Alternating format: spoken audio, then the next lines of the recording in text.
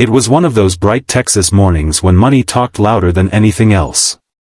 The showroom floor of Silverline Motors, the biggest luxury truck dealership in Dallas, sparkled like a shrine to wealth. Salesmen in polished suits strutted between gleaming Mercedes-Benz trucks worth more than most houses. And then, he walked in. A man in torn jeans, a dust-stained coat, and mud-caked boots. His beard was scruffy, his hair tangled, and his eyes, sharp as broken glass. He looked like he hadn't eaten properly in days. People stepped aside as if he carried a disease. The receptionist frowned. "Sir, I think you're lost. We don't do used cars here." But the man didn't flinch. He walked straight past her and into the main hall, where Daniel Reed, the proud owner of the dealership, was giving a tour to a group of investors. "Hey, hey! You can't go in there," one of the salesmen hissed. Daniel turned around, annoyed. "What's this?" The ragged man stopped in front of him, his gaze steady. "I'm here to buy 5 Mercedes Actros trucks. Brand new. The 2025 models." For a heartbeat, the room went silent. Then came the laughter. Loud, cruel, echoing off the walls. One salesman leaned toward another. He probably meant 5 toy trucks. Daniel crossed his arms, smirking. "Buddy, those trucks cost $220,000 each. You got over $1 million lying around in that coat of yours?" The man didn't even blink. "You'll get your money.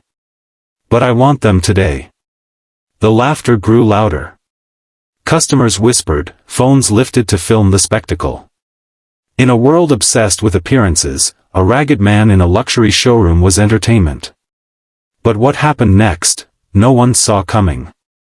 Pause for tension.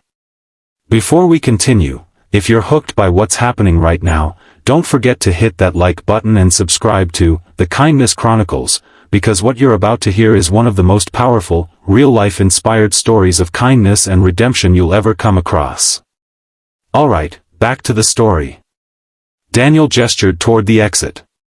"Sir, please leave before I call security." The ragged man looked down for a moment, then said quietly, "I asked you to show me the trucks. That's your job, isn't it?" Something in his tone, calm, confident, unshaken, made Daniel pause. Against his better judgment, he snapped his fingers. "Fine. Show him the trucks. Let's see how far this circus goes." They walked outside to the massive parking lot. Row after row of powerful Mercedes Actros trucks gleamed under the Texas sun. The man ran his hand along one of them, the silver paint reflecting his worn face. He whispered, almost to himself, "They'll do just fine."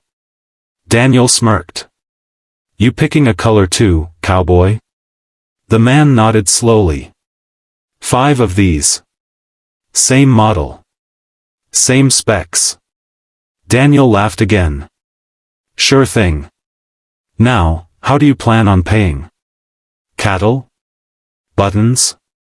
The ragged man reached into his coat and pulled out an envelope. Daniel's smirk faltered. Inside were 5 certified cashier's checks, each made out for $220,000, stamped and verified. The laughter died instantly. The salesman who had mocked him went pale. Daniel's jaw clenched. He checked the signatures twice. The money was real. The man said softly, "Now, will you treat me with respect?" Daniel stammered. Who are you?" The man gave a faint smile. "Someone you should have never judged by his clothes." He walked out of the office, leaving behind a stunned silence. But that wasn't the end. It was just the beginning. The gossip storm. Within hours, the dealership became a social media circus. Videos of the homeless guy who bought 5 Mercedes trucks went viral. People called him the mysterious millionaire, the rags-to-riches man, and even Texas secret billionaire. Daniel's dealership got free publicity. Customers flooded in, laughing about the incident, asking, "Hey, is the ragged guy coming back?" But Daniel wasn't laughing anymore. Something about that man haunted him, the calm confidence, the way he said, "You'll get your money." And 2 days later, Daniel found out why. The revelation. It started when a delivery driver arrived at the dealership, holding a letter addressed to Daniel. No sender name. Just a wax seal. Inside, a handwritten note. "Your trucks are serving a greater purpose now. Come to Highway 19 shelter if you wish to understand." The ragged man. Daniel frowned. Curiosity got the better of him. That afternoon, he drove an old pickup toward the address. When he reached the place, his heart sank. The Highway 19 shelter wasn't a business. It was a refugee shelter, run by volunteers, housing hundreds of homeless families displaced after recent floods. The air smelled of damp wood, diesel, and desperation. And there, amidst the chaos, stood the ragged man, now wearing clean clothes, still simple, but his posture was straight, his presence commanding. Daniel approached. "What is this? What's going on here?" The man turned, a faint smile on his lips. "Welcome to my real business." He pointed toward the 5 Mercedes trucks, parked nearby, each one now loaded with food, blankets, medicine, and water. Volunteers worked tirelessly, unloading crates, helping mothers and children. Daniel stared. You bought all those trucks, for them?" The man nodded. "For them. For the ones no one sees.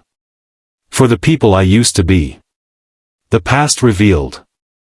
The ragged man's name was John Carver. 5 years ago, he had been one of Dallas' top logistics entrepreneurs. But a sudden fire in his company's warehouse, later ruled an accident, had wiped out everything.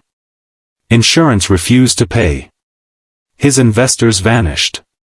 He ended up on the streets, sleeping under bridges, ignored by the same world that once shook his hand.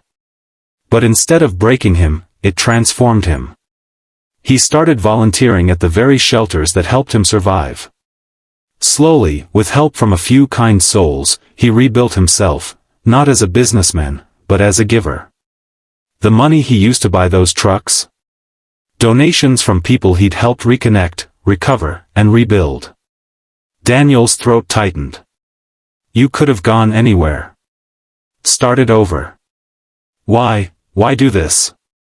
John looked at him quietly. Because once, a man in a suit laughed at me when I asked for help. I promised myself, if I ever had a second chance, I'd make sure no one else felt that way. He placed a hand on Daniel's shoulder. You laughed at me, Daniel. But I don't hate you. I just hope, you'll see the world a little differently now. Daniel didn't speak. His eyes fell on the children smiling as they climbed onto one of the trucks, waving little flags that said, Hope on Wheels. Something broke inside him. For the first time in years, the arrogant businessman felt small, and human. That night, Daniel drove home in silence. The dealership, the money, the status, all of it felt meaningless. He opened his phone and began scrolling through the viral clips of John Carver, the same clips that once made him laugh. But now, he watched them with tears in his eyes. He went to his office, sat down, and began typing something new. For every truck we sell, Silverline Motors will now donate 1 meal truck to homeless shelters across Texas. In honor of the man who reminded me what real wealth means. He signed it. Daniel Reed. But the story wasn't over yet. Because a week later, something happened that would shock everyone, and reveal why John Carver really chose 5 trucks. And trust me, you don't want to miss that part.